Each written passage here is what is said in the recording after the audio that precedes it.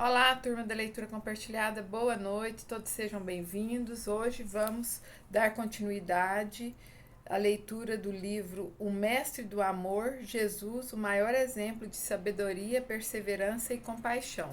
Capítulo 3. Tema: Uma humanidade inigualável. Um homem fascinante. Muitos amam os efeitos sobrenaturais de Jesus. Exaltam seu poder divino, mas não conseguem enxergar a exuberância de sua humanidade. O homem Jesus era um especialista em captar os sentimentos mais escondidos nos gestos das pessoas, mesmo das que não o seguiam. Às vezes não conseguimos captar os sentimentos das pessoas mais íntimas, muito menos das mais distantes. Os paradoxos que cercavam o mestre da vida nos deixam boquiabertos. Por um lado, dizia ser imortal, por outro, apreciava ter amigos temporais. Falava sobre a pureza dos oráculos de Deus e, ao mesmo tempo, estendia as mãos às pessoas eticamente falidas. Era capaz de ressuscitar uma criança, mas escondia seu poder pedindo aos pais da criança que alimentassem o filho. Muitos têm dinheiro e fama, mas são banais em seu interior. Jesus, embora famosíssimo, era um homem simples por fora e especial por dentro. Vivemos a paranoia da fama nas sociedades modernas. Os jovens sonham em ser atores, atrizes, esportistas, cantores, pessoas famosas.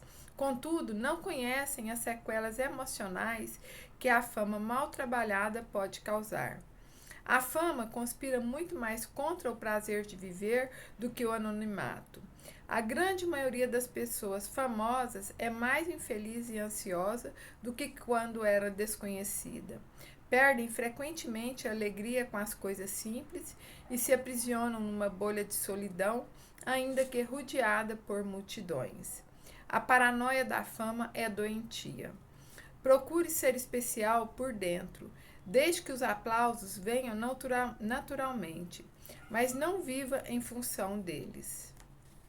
Tema: financeiramente rico, mas emocionalmente triste. Um dia, um homem riquíssimo e famoso resolveu executar um grande sonho: cultivar um jardim com plantas do mundo inteiro. Queria ter o prazer de chegar do trabalho e contemplá-las. Chamou os melhores paisagistas e plantou todo tipo de flores. Tudo era tão lindo. Depois voltou à rotina dos seus problemas. Como tinha muitas atividades e preocupações, pouco a pouco perdeu o encanto pelo jardim. Um dia perturbou-se ao observar o jardineiro cantarolando enquanto cuidava das flores. Chocado, entendeu que a beleza está nos olhos de quem a vê. De nada adianta ser dono do jardim se não era capaz de administrar sua emoção para contemplá-lo. De nada adiantava ter milhares de flores se seus pensamentos não aquietavam para sentir seu perfume. Começou a rever seu estilo de vida, pois compreendeu que o jardineiro, embora tivesse uma conta bancária modesta, era dono de uma alta conta emocional. Era mais feliz do que ele. Há milionários que têm caseiros, jardineiros e mordomos, emocionalmente mais ricos do que eles. A felicidade vem do trabalho realizado com prazer e da alegria e beleza extraídas das pequenas coisas da vida. Muitas pessoas de sucesso frequentam assiduamente os consultórios de psiquiatria. Tiveram êxito financeiro, social, intelectual, mas se auto-abandonaram, não tiveram sucesso em viver dias felizes e tranquilos. A fama batia à porta do homem Jesus, mas ele a desdenhava. Jamais perdeu a simplicidade e o encanto pela vida. Mesmo no auge da fama, ainda conseguia fazer dos lírios do campo um espetáculo aos seus olhos. Sua sociabilidade e sua espontaneidade o levavam a almoçar e jantar prazerosa e frequentemente na casa das pessoas, mesmo das que não conhecia. Mateus 26, 6. Jesus Cristo reunia na sua personalidade gentileza e segurança. eloquência e simplicidade. Eloquência e simplicidade. Glória e anonimato. Grandeza e humildade. Enfrentava o mundo para defender o que pensava, mas ao mesmo tempo conseguia chorar sem reservas diante dos outros. Ele atingiu o auge da saúde psíquica. Sua humanidade foi inigualável. Você consegue reunir na sua personalidade gentileza e segurança? Você é uma pessoa que contagia os outros com a sua simplicidade e espontaneidade? Às vezes, nem mesmo nossos sorrisos são espontâneos e frequentes. Precisamos aprender com o mestre dos mestres a viver saudavelmente no solo dessa sinuosa existência. Precisamos deixar de lado nossos títulos acadêmicos e nossa conta bancária e aprender a ter prazer na relação espontânea e flexível com as pessoas. Uma das piores coisas que um psiquiatra ou psicólogo pode cometer contra si é continuar sendo um profissional de saúde mental fora do ambiente do consultório. Uma das piores coisas que um psiquiatra ou psicólogo pode cometer contra si é continuar sendo um profissional de saúde mental fora do ambiente do consultório. Ele esmaga a forma singela de usufruir a vida. Pensa nisso, Magna. Tema: prazer em ser um homem. Bilhões de homens e mulheres admiram profundamente Jesus Cristo, mesmo os budistas e os islamitas, mas as pessoas querem um Cristo nos céus, sem perceberem que ele amava ser reconhecido como filho do homem. O mais sobrenatural dos homens amou a naturalidade, ajudou todos com seu poder, mas recusou-se a usá-lo quando foi julgado e crucificado. Quis ser um homem até esgotar a energia de todas as suas células e ter nas matrizes de sua memória todas as experiências humanas. Será que valorizamos nossa dimensão humana? O mestre sabia quietar a própria alma e extrair muito do pouco. Dormia quando todos estavam agitados e ficava alerta quando todos dormiam. Sua emoção não era vítima das circunstâncias, por isso permanecia calmo, mesmo quando o mundo parecia desabar sobre ele. Discursava sobre a fonte da alegria, mesmo quando havia inimigos para prendê-lo. João 7,37. Quantas vezes somos escravos das circunstâncias? Nossa emoção, movida por problemas, parece um pêndulo atirado de um lado para o outro. Se apesar de ter muitos motivos de alegria, você não a sente, está na hora de repensar alguns fundamentos da sua vida. Quantas vezes somos escravos das circunstâncias?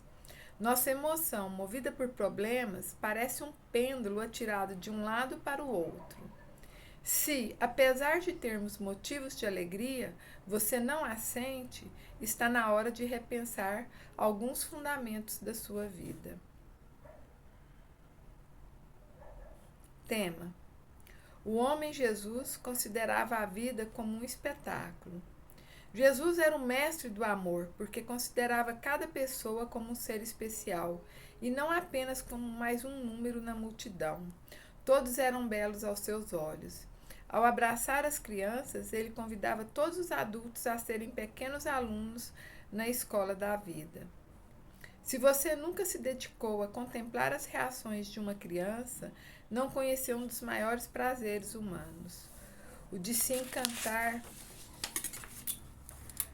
com uma linda expressão de vida.